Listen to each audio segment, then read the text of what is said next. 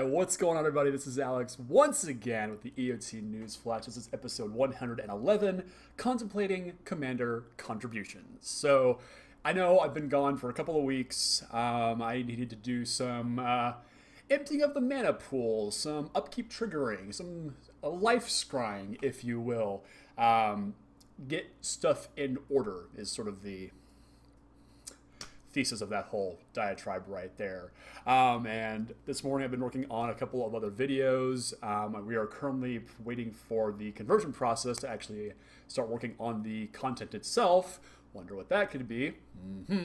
And yeah, I wanted to dive a little bit into the commander decks that were all slowly revealed this week as we wait for that conversion to finish up. So let's dig into those. So we've got 4 brand new decks for Commander 2019.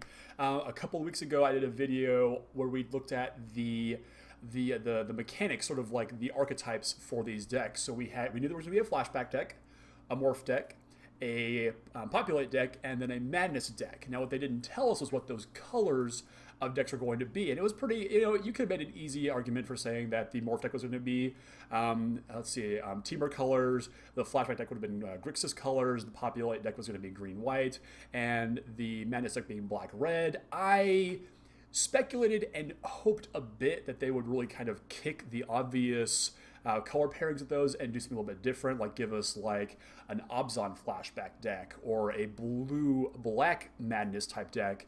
And for the most part, they kind of went against what I would consider the grain. But not to the point where I think it's so far outside the realm of what we were expecting that it's just a massive surprise. So in this case, the Sultai deck is the Morph deck. The Jeskai deck is the Flashback deck.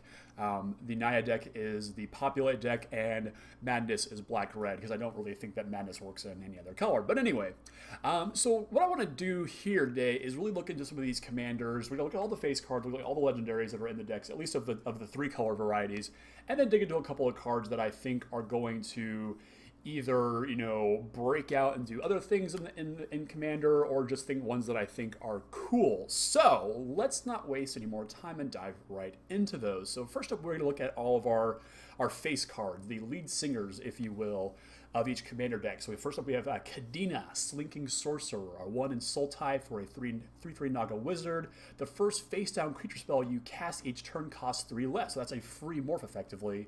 And whenever a face-down creature enters the battlefield under your control, draw a card. So that's checking for morphs and manifests. Pretty cool stuff here. Previous to now, the only morph deck that really existed was Animar, at least as far as, popular morph decks. And that's really more of a combo deck than anything. And from what we've seen of this Sultai morph deck, it is, a bit combo based with what you can do with some of the chaining of the free spells and whatnot. But it is much more of a value-oriented deck. Next up, we have Savine, the Chronoclasm. I want to be the guy or gal or group of individuals that comes up with the names for these guys. That Savine here didn't give themselves the Chronoclasm title. That was earned right there. So anyway, they are 2 in Jeskai colors for a 2/2 human wizard. Prevents all damage that would be dealt to Savine, the Chronoclasm. So blocks for days and they'll never get hurt. Whenever you cast your first instant or sorcery spell from your graveyard each turn, copy that spell and choose new targets for the copy. So that's pretty cool as well. A number of the new flashback cards for this deck do have the clause of an additional line of text if it is flashed back from the graveyard. So pretty cool stuff there. Then we've got Gered, Conclave Exile, to Anaya for a 2/5. Whenever he enters the battlefield, create a 4/4 green Rhino creature token with trample, and whenever he attacks, populate, and the token enters the battlefield tapped and attacking. So that's pretty cool. So populate, you pick a token you already have one of, and make another. And then we have Anjay Falconwrath, 1 black-red, so 1 in Rakdos, 1/3 legendary vampire with haste. Tap her to draw a card, or discard a card, then draw a card, so the rummage effect. And whenever you discard a card, it has Madness, untap Anjay Falconwrath. So sort of the deck stats, and the way that I looked at these decks, I wanted to see sort of if they follow what I would consider to be the archetypical blueprint, sort of like the baseline of most commander decks. So you have, between 8 and 10 pieces of ramp, a number of single target removal spells, some number of board wipes, some number of card draw spells. And what was really cool about these decks, the way I looked at them, is that they all have about 20 to 25 cards in them that deal with the specific mechanic in the respective deck. And the reason I highlight that is because, Madness is not what I would consider to be a good commander effect. The mechanic just doesn't really lend itself to multiplayer play, except for a very few corner cases. And, when I saw Anja here, I was thinking, there won't be that many cards for her to continuously tap and untap, but there's about, I think, 23 or 24 cards that actually have Madness on them. So you do have a pretty good chance of being able to discard a Madness card and untap her immediately, potentially chaining the effect 2, 3, 4 times possibly. So each one of these commanders is definitely highlighting what their deck wants to do. In previous years, we've had more tribal-based decks, more just like general theme decks. So this is the first year that they've actually built around specific mechanics. And while, I've seen a lot of just bitching and moaning online and on Reddit and, in chats that I'm part of, just saying that these aren't that exciting, I think that's on purpose. And I think it's good that they're not trying to give us, another Kess or, another deck that has a true nemesis in it, or just give us these truly broken commanders. Not that they didn't give us at least one in this product, but it is cool to see them really focusing all in on a particular mechanic. And it's nice to see that, when we look at these deck lists, a majority of the decks will function even without the commander in play. Obviously, they're much better with the commanders at the helm and actually in play. So those are our face cards. For the most part, I do think that out of the box, especially if you have an event at your local game store where you're going to be able to get to play these out of the box, I would say that for the most part, these, maybe. It really is up to you. I think there's a couple of better alternatives, and why don't we look at those right now, actually? So our next round of shard color or legendaries in our decks, we've got Volrath the Shapeshifter, 2 and a Sultai for a Shapeshifter 7/5. At the beginning of combat on your turn, put a -1/-1 counter on up to 1 target creature, and you can pay 1 generic mana and make Volrath become until the end of your next turn a copy of target creature with a counter on it, except it's a 7/5 and also has this ability. Note that's counting any kind of counter, be it a +1/+1 counter, a -1/-1 counter, a filibuster counter, or anything really on there. So it is kind of cool that it's talking about a specific kind of counter. I believe that Volrath has some sort of tie to the Phyrexians, so the -1 counters makes sense in this case. Pretty cool here, and really lends itself to a very Voltron-esque strategy. We also have Elsha of the Infinite, 2 in Jeskai for a 3/3 Jin Monk with prowess. Lets you look at the top card of your library anytime, and you may cast the top card of your library if it's a non-creature, non-land card, and you may cast it as though it had flash. So it's sort of this future sight Videlkin Orrery type hybrid, which is very, very cool, and probably lends itself to some kind of a storm build if you're of that, if you like doing that kind of deck in EDH. We have Marisi, Breaker of the Coil, 1 in Naya for a 5/4 Cat Warrior that prevents your opponents from casting spells during combat. And whenever a creature you control deals combat damage to a player, you go to each creature that player controls. Now, goad is a mechanic from Conspiracy to Electric Boogaloo, and it lets you, until the end of next turn, those creatures attack each combat if able, and attack a player other than you if able. So pretty cool there. And then we have Chainer Nightmare Adept. So this is a new version of Chainer Dementia Master. 2 black-red, 3/2 human minion. Discard a card. You may cast a creature card from your graveyard this turn.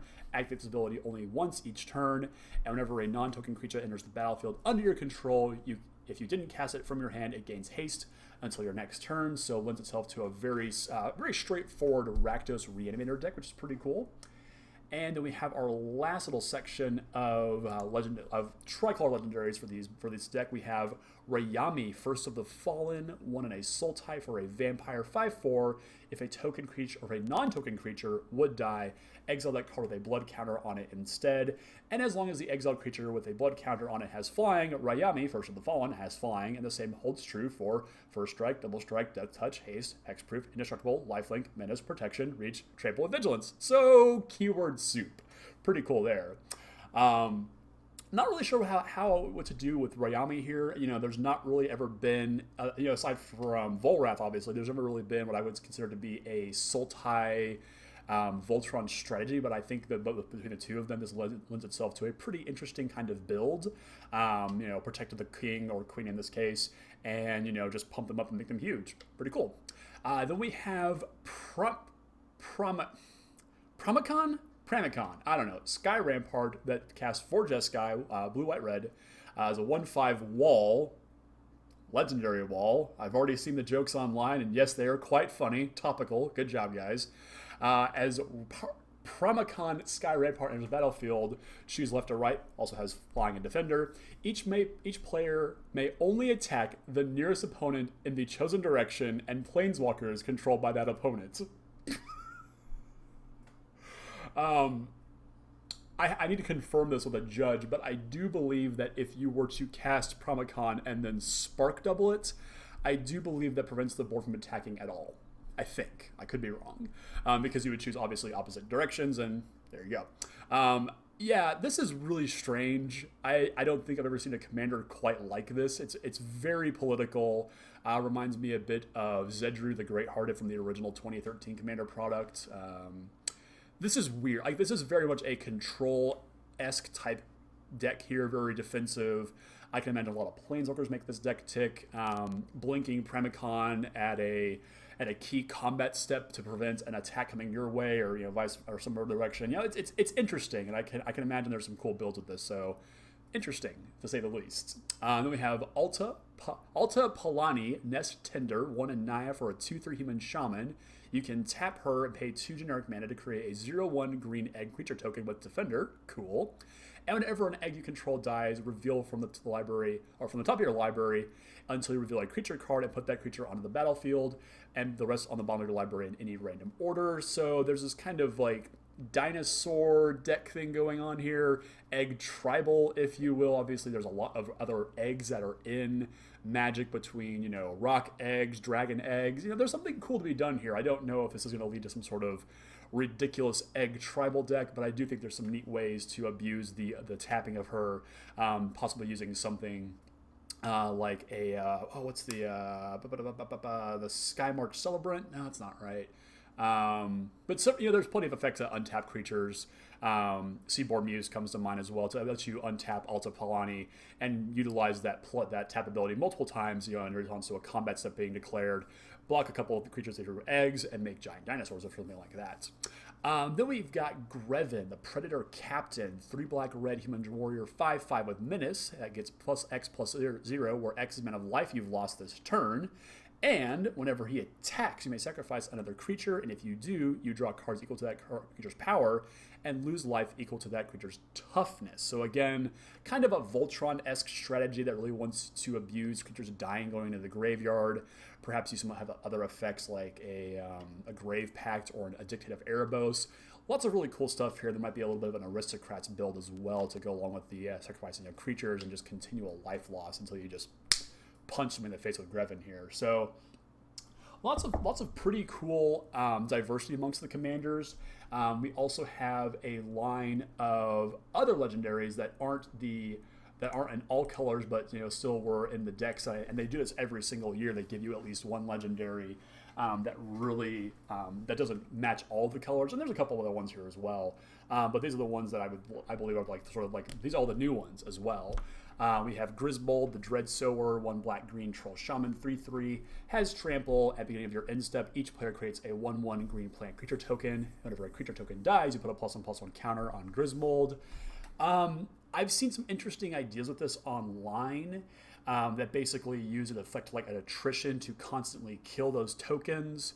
I don't know just how effective this will be. He's pretty underwhelming. Something like this, I'd be more akin to building something like, Skullbriar, the Walking Grave.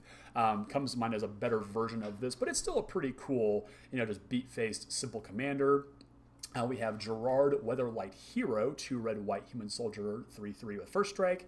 And whenever he dies, you exile it and return to the battlefield all artifact and creature cards in your graveyard that are put from the battlefield there this turn.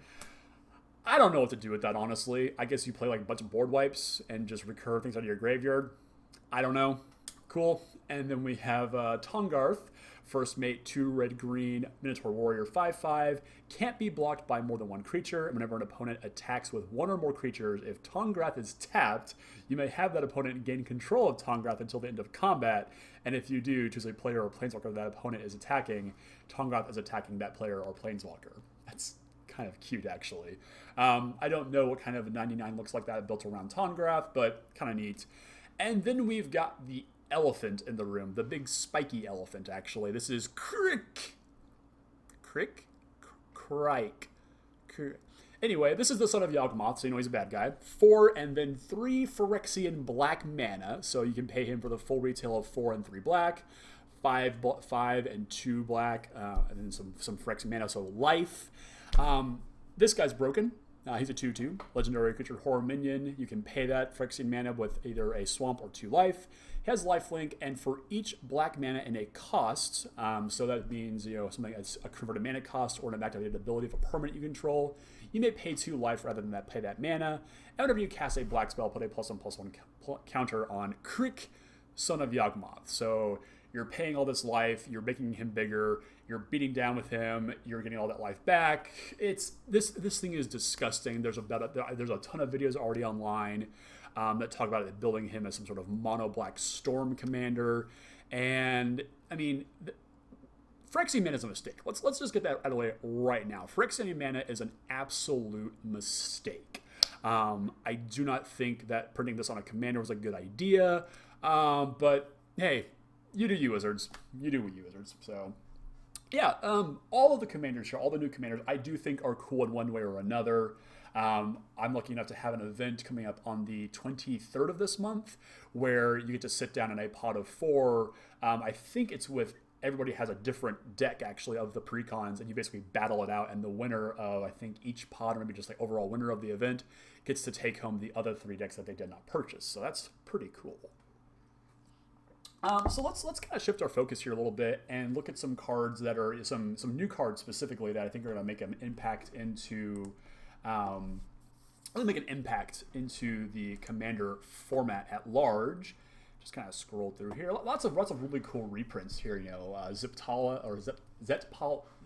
There we go. Primal Dawn and the Jeskai deck is just a massive beater. We see Geth, Lord of the Vault, Death Mist Raptor, Squeak Goblin Nabob, Feldon of the First Pass, Sun Titan, Clever Impersonator. Oh, Vraska is a great thing to point out here. Every deck has a Planeswalker in it. That's really neat. We've got Ral Zarek here. Obnixilos is back. Ringmate Rock. Screw that thing. Limited only, obviously. And actually, let's how do I want to do this? Let's shift a little bit here. And we can just look at specifically the cards that were spoiled each week. Because what Wizards did here was so weird. They debuted a full deck every week, but they really didn't reveal the whole list because they can't update their own card list rapidly enough. So they were relying on other sites like Mythic Spoiler, Scryfall to sort of collate all of the data they were getting from other sites that Wizards themselves already said, hey, go here on this date to see these new cards revealed. They're relying on other sites to collate that information, put it up here, and I couldn't find a consistently updated site with all the new cards and revelations throughout any of the days. Truly frustrating for trying to figure out what these decks are going to have in them. Just super frustrating here. So you can find the full deck list over on Wizards' website. You can also find them on Mythic Explorer, which is where I'm at right now. It's so frustrating. I don't know what they're. I guess I don't know what they're trying to do here. But I'm trying to find some of the really sick stuff. Oh, here, this one I love. Bone Miser. This is a 4 and a black zombie wizard, rare 4/4. Whenever you discard a creature card, make a 2/2 black zombie creature token. Whenever you discard a land card, add black to your mana pool. Whenever you discard a non-creature, non-land card, draw a card. If you are familiar with a crowdsourced magic design known as Waste Not, this is Waste Not the creature. Super cool here. Doom Necromancer. Awesome reprint here. Let's see. Nightmare Unmaking. Super cool card. 3 black, black. Exile, or choose one. Exile each creature with power greater than the number of cards in your hand, or do the reverse, less than the number of cards in your hand. Super, super cool stuff here.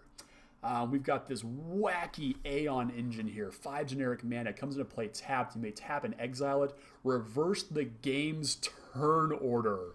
Wow. I don't know what you do with that, but it's amazing. Let's see. Grimoire of the Dead. Awesome reprint. Big Game Hunter. First time reprinted ever. So cool. So cool. What else we got here? What else is cool? What else is cool? Fresh Meat. Awesome card. Getting to see Rampaging Baloth reprinted. Super sick. Niatron's being reprinted. Cool. I like I said, I have had a hard time keeping up with these lists, so this is actually some relatively new information to me. So cool, right? Let's see what else do we have here. Other neat new things. All kinds of lands. I love that it's Forgotten Orchard is the or Forbidden Orchard is the marquee card that's being reprinted in all of the decks. Can tap for any color that a color of a land that opponents could control. So that's pretty neat there. We've got more Rakdos-y stuff. Let's see. We've got Oran Frostfang, more snow creatures here. This Celestia Eulogist is just legit. Let's see what else we got here. Mass Diminish, an awesome little trick to make all of your opponent's creatures smaller. Very, very cool. There's Lightning Greaves, which they're not putting in every deck, which is kind of... I don't like that. I don't like that at all. So yeah, like the decks are I think plenty good. Like I mentioned earlier, there's definitely a good amount of thought that's been put into all of these. You know, I said like everybody gets a planeswalker. They're all built within relatively the same kind of constraints, so you have a very easy template to follow. So you'll never sit down against a deck and think, oh man, I just need a ton of removal because you're gonna have enough removal, and so will they, which makes the games quite fair actually.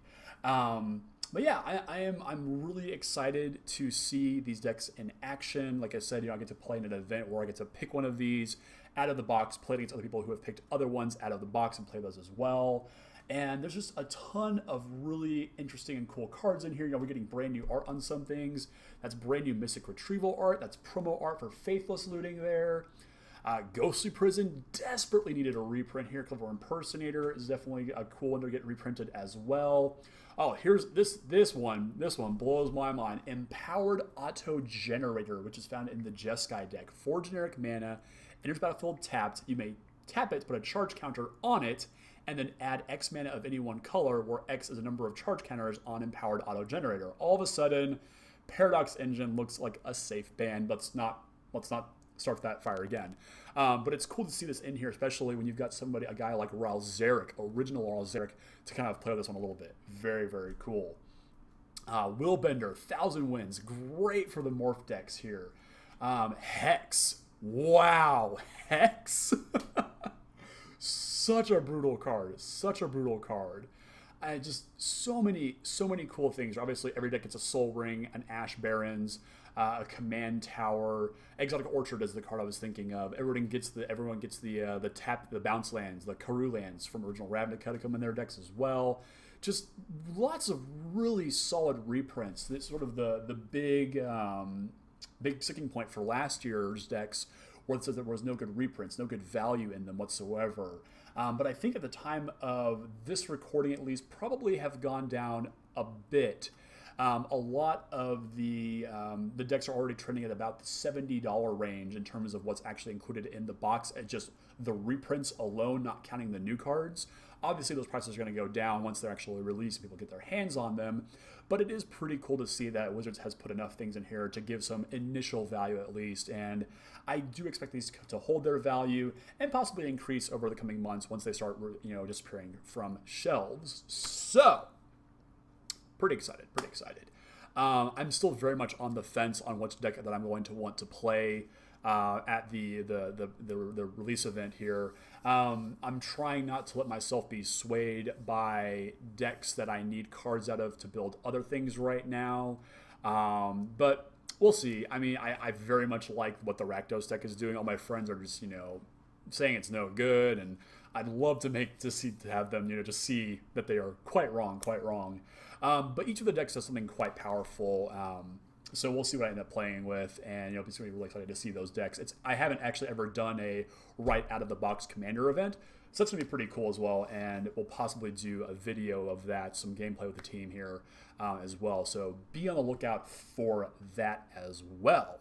So that's going to do it for today, guys. I hope you guys have enjoyed this quick little look into the Commander 19 decks, all the new legendary creatures. Would love to know down in the comments, what are you all planning on building with these? Are there any new commanders that have really sparked your interest and you want to build a deck around? Maybe a card from these decks that's going to go into an existing deck you've already built to give it that extra level of punch. Really exciting stuff here. So don't forget to let me know down in the comments your favorite cards from this set. Don't forget to like, share, and subscribe to the channel and the video. Always appreciate that, everybody. And be on the lookout in the coming weeks. I'm having to teach myself some new tricks within some new programs to get some content out to you guys and gals on a level of quality that I need because I'm a perfectionist. So be ready for that. I'm very excited to see what comes of what I can do with this new software I'm working with. So be on the lookout for that. So, gonna leave it there for everyone today, and yeah, we'll see y'all in the coming weeks, guys, with more content, and looking forward to that. So have a great rest of your day. We'll see y'all soon.